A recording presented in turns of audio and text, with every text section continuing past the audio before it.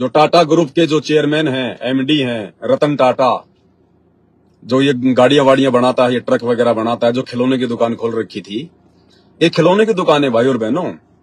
क्योंकि यहां तो लग रहा है कि बहुत बड़ा पैसे वाला इंसान था, बहुत बड़ी कंपनी थी, टाटा का मालिक था। अब वो क्या लेके गया भाई और बहनों, विचार करना, वो क्या लेके गया? कुछ भी नहीं लेके गया, खाली हाथ गया। इतनी ज्यादा धन संपदा का मालिक, पूरे देश विदेश में जिसकी चर्चाएं हुआ करती थी, पता नहीं कितनी बार तो उसको पद्म विभूषण से नवाजा गया है, उसको भारत रत्न का सम्मान दिया गया है।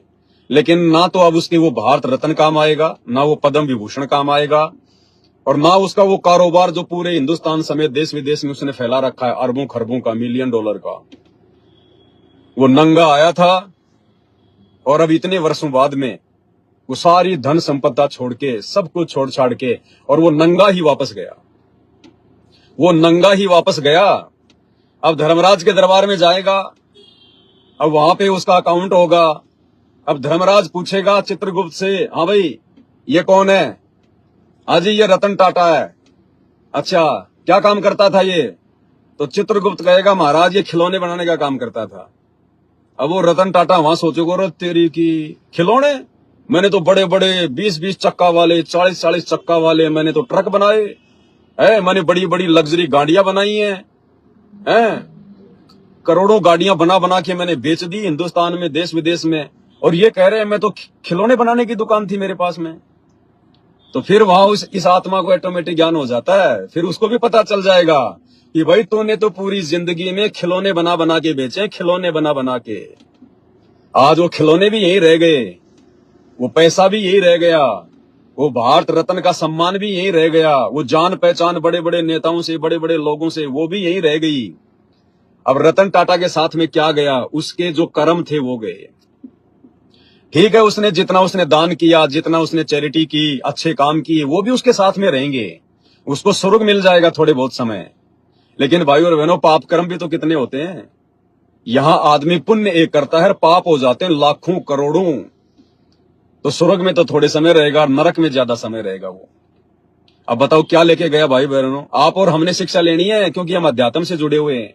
जगत वाले भाई बहन इन बातों पे विचार नहीं कर पाएंगे, लेकिन जो संत रामपाल जी के भगत हैं वो इन बातों पर विचार अवश्य करेंगे। यार क्या लेके गया?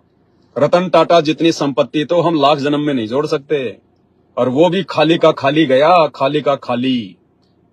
और फिर अब क्या होगा उसके साथ में? थोड़े बहुत दिन वो स्वर्ग में बैठा देगा उसको काल, जितने उसने अच्छे कर्म किए उनके बदले वो स्वर्ग में बैठेगा।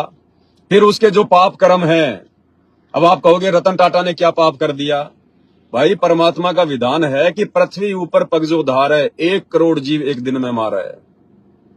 इस पृथ्वी के ऊपर जब हम चलते हैं सुबह उठ के, और शाम तक जब आते हैं अपने घर पर वापस, अपने रोजी रोटी के लिए अपना धंधा करके, पूरे दिन में गुरुदेव भगवान कहते हैं 1 करोड़ जीवों की हत्या होती है हमारे पैरों के नीचे आके। सूक्ष्म जीव मरते हैं, चींटियां मरती हैं, कीड़े मरते हैं। कोई अपनी गाड़ी से जा रहा है, उस गाड़ी की टक्कर से ना जाने आगे कभी बोनेट देखा करो अपनी गाड़ी का, उससे कितने मक्खी मच्छर वगैरह मर मर के वो चिपक जाते हैं। तो परमात्मा के नजरों में तो भैया एक मच्छर की भी वैल्यू वही है, और एक हाथी की भी वैल्यू वही है, और एक इंसान की भी वैल्यू वही है। तो परमात्मा के दरबार में तो चाहे मच्छर मार दो चाहे हाथी मार दो, दोनों का पाप बराबर लगता है। तो पूरी जिंदगी उसने कितने पाप किए होंगे। और आन उपासना करना, अन्य देवी देवताओं की पूजा करना, ये सबसे बड़ा अपराध है, सबसे बड़ा दोष है, वो भी उसको मिलेगा। और जो गाड़ियां उसने बनाई हैं भाई और बहनों, विचार करना काल कितना भयंकर तरीके से फांसता है। उसने करोड़ों गाड़ियां उसने बना बना के लोगों को दे दी। अब उन करोड़ों गाड़ियों से भाई और बहनों कितने जीव मरे होंगे, बड़े बड़े जीव भी मरे होंगे एक्सीडेंट होके, छोटे छोटे मच्छर मक्खी वगैरह भी गाड़ियों के बोनट पे चिपक जाते हैं। उनका दोषी कौन होगा? वो रतन टाटा होगा। रतन टाटा भी होगा, साथ में जो लोग गाड़ियां चलाते हैं, जो गाड़ियां खरीद के ले जाते हैं, फिर उन गाड़ियों से जितने मक्खी मच्छर मरते हैं, जितने एक्सीडेंट होते हैं, जितने जीव मरते हैं, चाहे कोई भैंस मरो, चाहे कोई कुत्ता मरो, चाहे कोई चूहा मरो, चाहे कोई सांप मरो, चाहे कोई इंसान मरो, वो दोष उन जो लोग गाड़ियां खरीद के ले गए उनको भी लगता है। क्यों लगता है? क्योंकि उनके पास में भक्ति नहीं है।